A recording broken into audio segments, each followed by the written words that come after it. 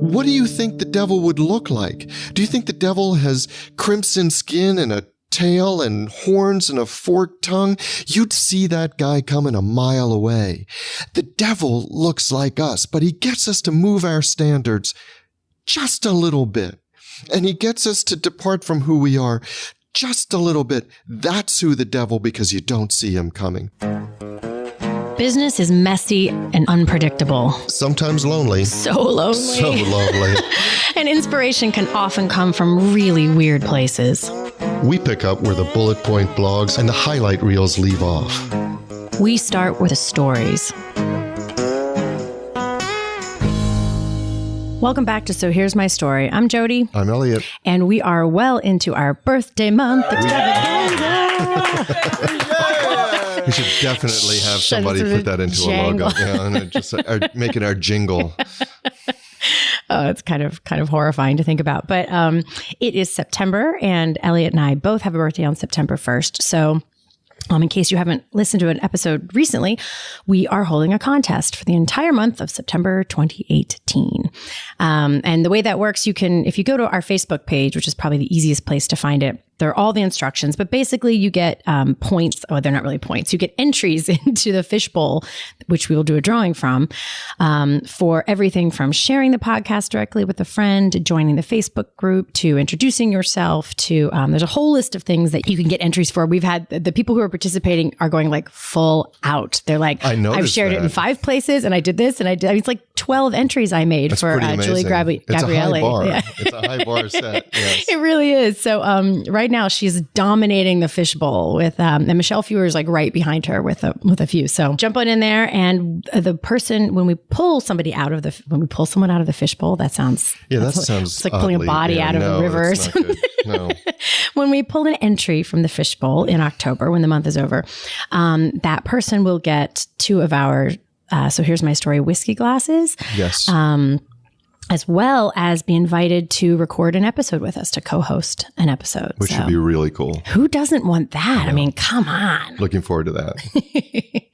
How about you thank our sponsors? And then I have one thing to tell you before we get started. Okay. As always, I'd like to thank our sponsors, Tom Loveland at Mind Over Machines, Cat's Copy, the architecture firm of GWWO, and Mary Craft Staffing and HR Solutions. Okay, so I have a quick riddle poll for you.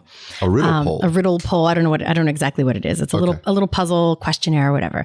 So you haven't looked recently at where our listeners are coming from, have you? Because otherwise this won't be very interesting puzzler. I memorize that every morning.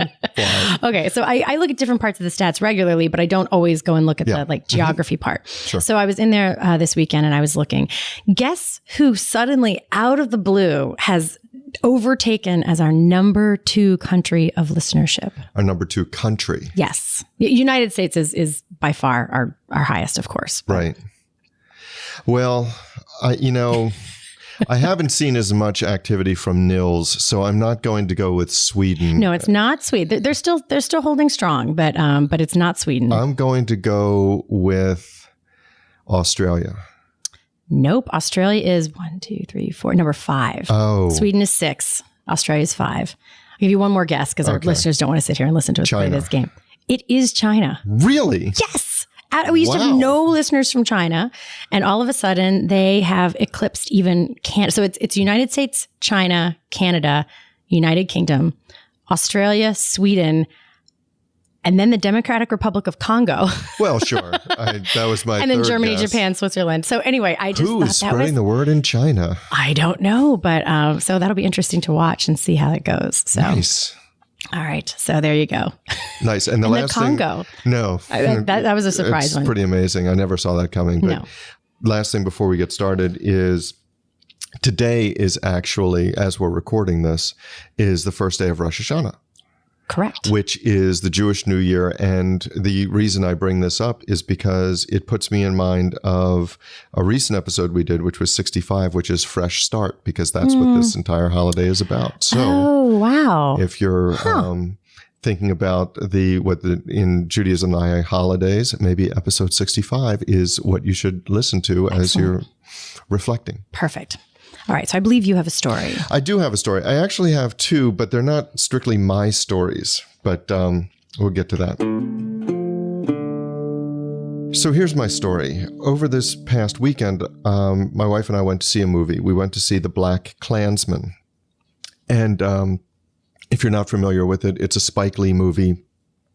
And it is based on a true story about an investigation in Colorado undertaken by a black police officer in the 1970s into organized Klan activities in and around, I think it was Colorado Springs. Gotcha. And it's gotten great reviews. It's hard to say that it was a good movie because it's so disturbing that people think like that. But what made it more disturbing to me, and this was the point I want to get to, is not the main people in the Klan, because there are certain people that you can kind of just see coming. I mean, they exude ignorance and racism, and you can look at them and although you shouldn't prejudge, you're like, well, of course he would say that. Right. You know, it's just, right. You can read this a mile away. What really made it disturbing were people who looked like the PTA mom that you would see contributing to the bake sale or walking into the church potluck. Yep. And then you listen to their speech and it's just horrible. It's soul crushing diatribe. And that's what was most disturbing, because this wasn't a work of fiction, because this was true. And it put me in mind. And it wasn't a work of 1970 something. I mean, it is, but it's 1970s, but it was not restricted to that era, right? Yeah. Because if it were, you could go, oh, well, that's horrible how that used to be. Thank God we're not like that. And that's, anyway. So what that put me in mind, the PTA mom thing put me in mind of a scene from a movie, and then this goes back. It's Broadcast News. It came out in 1987 with William Hurt and Holly Hunter and Albert Brooks. To our listeners of more recent vintage, Albert Brooks was the voice of Marlin on Finding Nemo. But anyway, Albert Brooks, brilliant actor. Yeah. But so William Hurt was, tall and blonde and everything a news anchor should be. And Holly Hunter was thinking of going away with him for a weekend to see what's there. But Albert Brooks, who is brilliant but a less than telegenic news anchor, had a crush on Holly Hunter. Right. So he was making his last-ditch appeal to Holly Hunter, telling her not to go with William Hurt.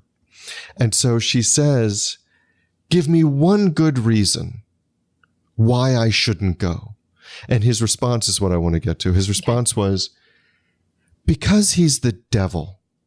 And she said, well, be serious. And he said, no, I'm serious. He's the devil.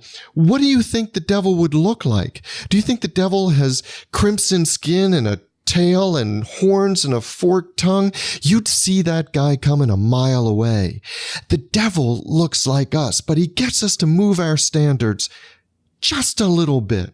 And he gets us to depart from who we are just a little bit. That's who the devil, because you don't see him coming. And I was always taken with this, because when you circle back to our topic, our genre, which is business, I think that's true. Because if you have somebody that you see yelling at and alienating your customers and being abusive to your staff and walking out of your office after a day's work with all the petty cash just clenched in their hand. Well, you might say, well, that person's the devil, but you see them coming a mile away. Yeah. You fire them in a day. Yeah. It's the people on payroll that get you to lower your standards just a little bit. And maybe they're even profitable. Right. Oh, no, that's the worst. That's the worst. They're even profitable, but they get you to depart from who you are. And those people collectively are the devil. Oh, yeah. Yeah. Oh, this is okay. So it's really funny. First, I want to say that I'm deeply disappointed you didn't try and do a Holly Hunter impression when you were... It did cross my mind. I'm not going to lie. I would try it now, but it would be terrible. But she has such a distinctive voice. And as you were going through that, I was like, I understand the story. I wasn't sure where you were going to take it to leap it over to business. So I'm really glad that's not the story you tried to stump me on last week, because I might have been a wee bit stumped. But no, I think it's so true. There are, especially, I mean, I can think of a bunch of ways that ends up showing up. So one way that I see that kind of thing really take a toll is when that person is having a small, imperceptible almost, but toxic effect on the culture. So like I worked in an organization one time where it took us a long time to really pin it down, like to really understand, because it was so quiet. But there was this guy who was a quiet spreader of discontent. He was and it often, this was what was really tricky about it.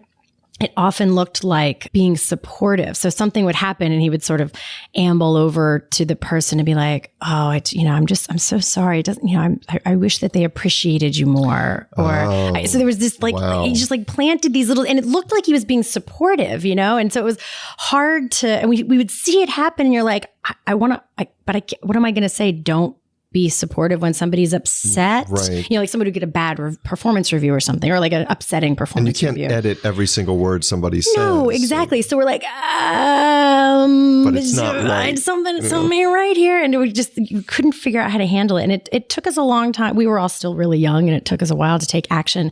But in that case anyway, he literally, we never called him the devil, but he became a similar icon of what we would never let happen again in the culture. Because when he left, we realized that he had just poked all these little holes in the culture and like cavities were growing kind of in all those places. And it took us a while to rebuild from that. And it became this thing that we would sort of reference that name as like an icon of like, we won't let that happen again, because it happened so slowly. Okay, so I wanted to ask you, just going back to this, you said a couple things, but one is you addressed it with him or when he left. And I was just wondering, because this type of thing is so hard to address with somebody, did you address it with him? How did that work out?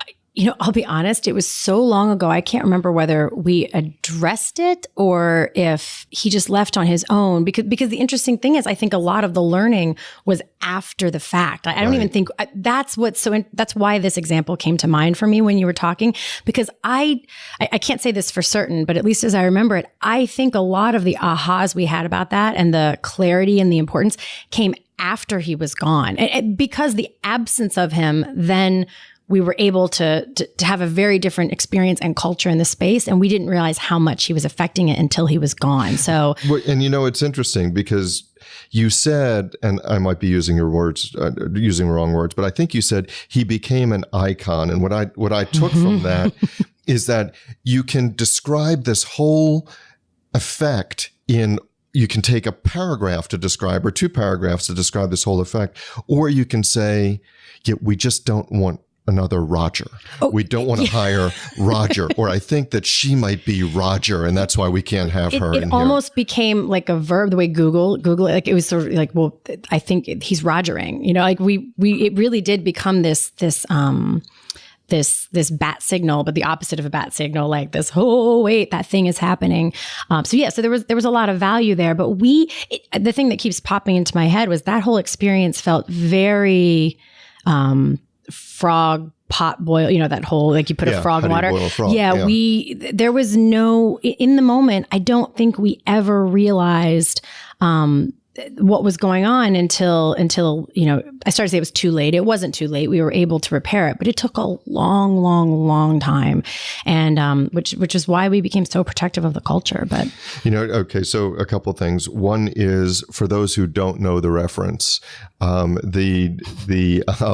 case your day is short on terrible stories, the story is the question is, how do you boil a frog? And you put the frog in a pot and you gradually turn up the heat so that it goes from cold and just a little bit warmer, a little bit warmer, a little bit warmer, until by the time the frog realizes that it's a critical temperature, he can't jump out. Mm-hmm. And so that's been used as the analogy for something that's going wrong, but just a little bit. Mm-hmm. But we actually, it's funny that you say it took a long time, because I had a lawyer working for me, and I knew people would say that she's just stirring it up. She's just stirring the pot. That's what she liked to do, stir the pot. Mm. And she would, of course, deny it. And she was very sweet and all this. But that's what she would do. And in fact, she came to me one time and she said, I'm not sure I fit in. Maybe I should go and look for a different position and all that. And I tried to talk her out of it. I tried to talk her out of leaving because she was personable with clients. She was intelligent. She represented her clients well. And I didn't realize the damage that was being done to the culture. And she ultimately did leave. She went to another firm. And when I started realizing in the week and the 10 days and the 2 weeks after she left, I realized that my headache was gone. Yeah. It's like you stop pounding your head again. Yeah. And then I was like, oh. Right. That's the effect. Yeah. Well, the story that you make me think of, because I thought of it earlier, but is I had a high school boyfriend whose mother was, honestly, I mean, people throw around the word crazy a lot. I think she legitimately had some mental health issues potentially. And she was terrible to me. And she would, he was particularly good at an individual sport. And if he was competing at like the state level, if he lost, she would call me and yell at me and say it was my fault that that kind of just like nice. whack job abusive and totally inappropriate kinds of things. And I didn't realize how much she affected me because I knew she upset me, but I didn't realize it until the next year I was dating a different guy. And when his mom would answer the phone, I would get sick to my stomach. And I hadn't even noticed. I had never noticed before that I used to get sick to my stomach when she would answer the phone. And this other one was just a joy and the sweetheart and that's why I noticed it, because there was contrast. Yeah. So I think there is something about the lack of contrast that allows for the things that you're pointing to with this story, is where you don't have that ability to see clearly because it all sort of blurs together. And we're talking about in the context of culture, I think it also comes up in just like the shape and size of your business as well. Like you'll have a client who wants you to do something a little bit different than you normally do, whether it's procedurally or even product lines or like, well, we'll go ahead and customize that. And there's lots of ways customization is perfectly fine, but you here are talking about the diverge from your core values kind of thing. I've had lots of clients who, in an effort to, be helpful and responsive to a client, have added on something that then becomes this whole drain of resources and whatnot. And it wasn't a strategic decision. It was just sort of this little accidental step to the left that then takes them on a path that they weren't intending. Right. And that's really what I was thinking about, both on the individual and on the corporate side, is not just the effect. We were talking earlier about the effect on the leaders when I would go, oh, it's like my headache is gone or your stomach is gone. And by the way, when your stomach is gone, your stomach ache is gone. It's like when Don Rickles once said that when he left for the army at 18 and stopped eating his mother's cooking, until then he thought the burning in his stomach was normal. But and that's what I thought of when you were talking about your boyfriend's mother. But of course, that's what I would think of. But it's not just on the leaders, but it's the effect on other people on the individual level. You have that effect where everybody thinks that undermining the culture or poking this little hole or being passive aggressive is okay. And on the corporate level, what you just said, which is you step a little bit to the left for this client or this customer. It's not quite what we do, but we'll accommodate. Well, depending upon the size and shape of your organization, as you said, somebody else, another client relationship manager might say, well, oh, I thought we were just staying in our lane here, but if we're not, then I'm going to get in the business that I can get in over here. And all of a sudden, you start diluting your core competencies because somebody made it okay. And it goes back to that saying that I've heard that I think is so powerful, which is that you teach what you tolerate. Yeah. I think so. There's another way that I think this shows up. We've talked about how it shows up, how it can affect the culture, how it can affect sort of your core business competencies. I think there's also a lot to be said for, I don't know what else to call it, sort of business ethics, like who you want to be as a business in the world, and like where you draw the lines of, what's okay and what's not, and what you'll turn a blind eye to and what you don't.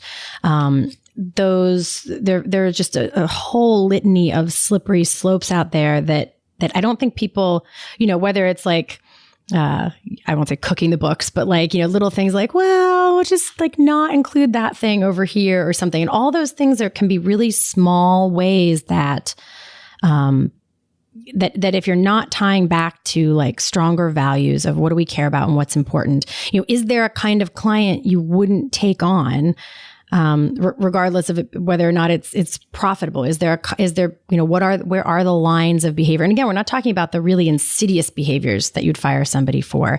It's like, what are the more nuanced things that it would be good to have some contrast on, so that you don't accidentally take tiny steps to the left, to the left, to the left, or to the right, to the right, to the right. Of what mall is it? Yeah. Oh, wow. Was that the reference to the right? To the right, to the right, to the right. Yeah. Have I told that story here? Probably not. Wow. Weird. So I have to tell that story. Now I have to, because otherwise we'll have to cut out this whole section. Sorry. Yeah. So I grew up near Morgantown, West Virginia, and the radio there's a furniture store, I think. The funny thing is I don't even remember what the store it was, but their little jingle thing was to the right, to the right, to the right of Morgantown Mall.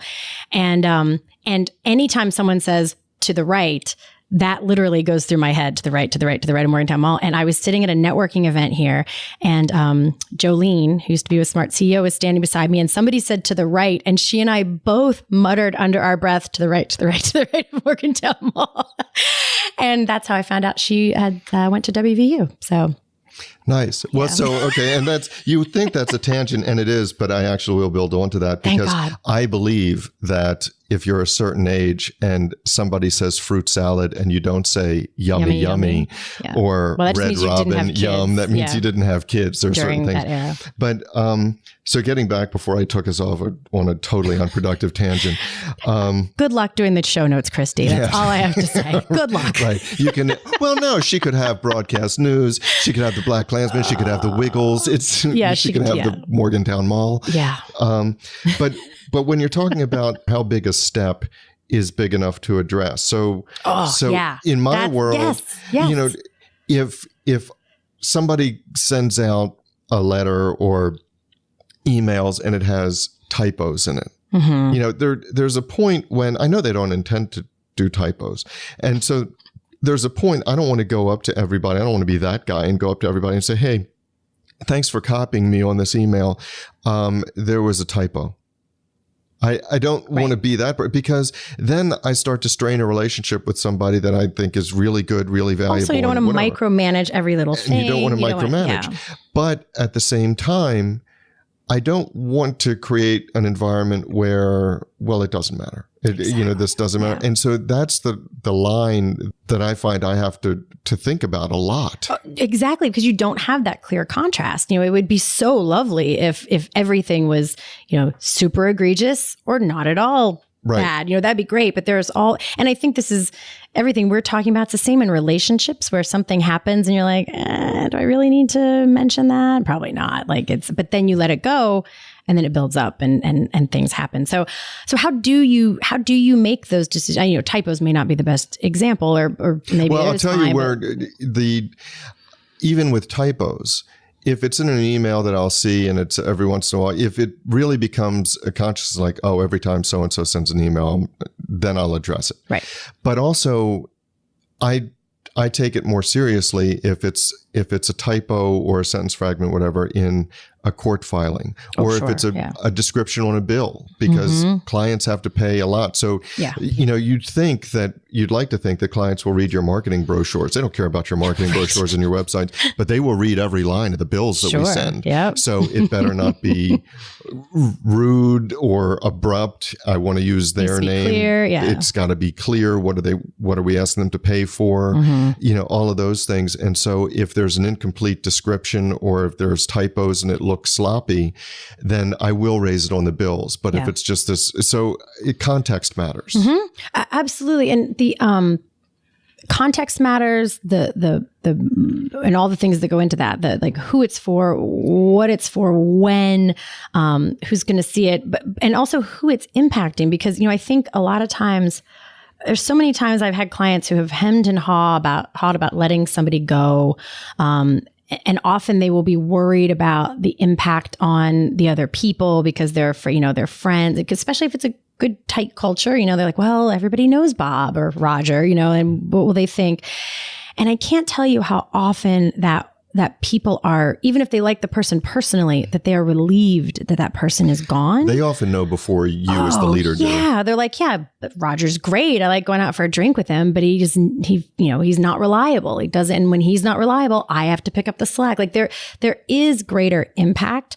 So that's one way I try and discern that, is to look at the sort of ongoing impact and the consistency or inconsistency of that action. Like one time you don't do it, but when it keeps happening over and over again, and you send a message that it's okay to well, hey, it doesn't matter.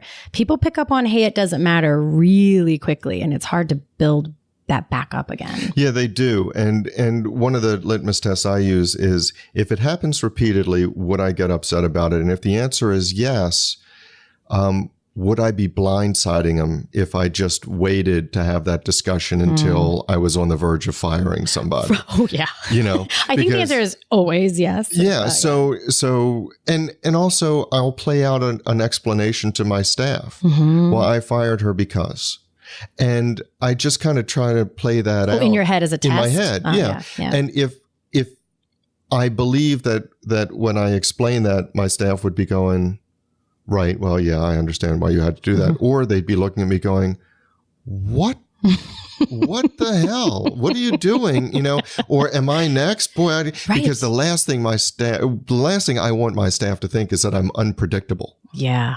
Yeah, absolutely. Absolutely. And I think the one other thing I just want to kind of throw in there to think about too is to not overlook your own experience. It's such a funny balance as a leader. It's like your part of it matters sometimes and it doesn't matter other times. Like you don't have to love everyone, they don't have to be your best friend, but the impact that they have on you is probably often similar to the impact that they're having on other people. And I've had some clients that we just keep talking about the same person over and over and over again, that this person is always I won't say problem child, but the person that they're constantly coming back to. And there have been a few times where I've this isn't exactly something funny to joke about, but there are times where, I had somebody finally get rid of somebody and then wanted to talk about hiring them back when this person wanted to come back again. And I said, honest to God, this feels like talking to a girlfriend whose, ex-boyfriend used to hit her and she wants to know, she wants to talk about whether or not they should start dating again. Like it's which is a very dramatic example, but there is something, sort of like these repetitive behaviors sometimes that I think they get lost in the shuffle that do add up over time. And, one of the threads that ran through what you were saying is talking to somebody outside, you know, and so sometimes you do need that person outside your organization that whether it's a mentor or just a friend and you go back and forth where you can say, am I crazy or ... and explain this situation, because a sounding board is incredibly necessary. And sometimes you do need somebody like Albert Brooks to look at you and explain, he's the devil. So that's our story. But the discussion doesn't have to end here. No, it does not. In fact, we don't want it to. No, we don't. That is why we actually have our private Facebook group, which we started to make sure that we could get your comments, your rants, your thoughts, your stories. You can find links to that group as well as show notes and links to subscribe via email and how to find us just about anywhere you can possibly find podcasts at sohere'smystory.com. And you can also find us on Facebook and Twitter at SHMS Podcast. And since we know it takes a village. Yes, it does. We'd like to thank our village, our super talented, incredibly patient team. And occasionally snarky team. Yeah, but in the best of ways. In the best of ways. Snarky. Yes. Good mockery. So a huge shout out to the people who actually help us produce our show. First, our sound engineer, Tom Hansen. Thanks to Christy Schmier for our brilliant show notes and all the other fantastic writing she does for us. And to Taylor Mathauer for doing just a little bit of everything. Including wrangling us. Which is no small feat. No, it's not. This is Jody Hume. And I'm Elliot Wagenheim. And you've been listening to So Here's My Story.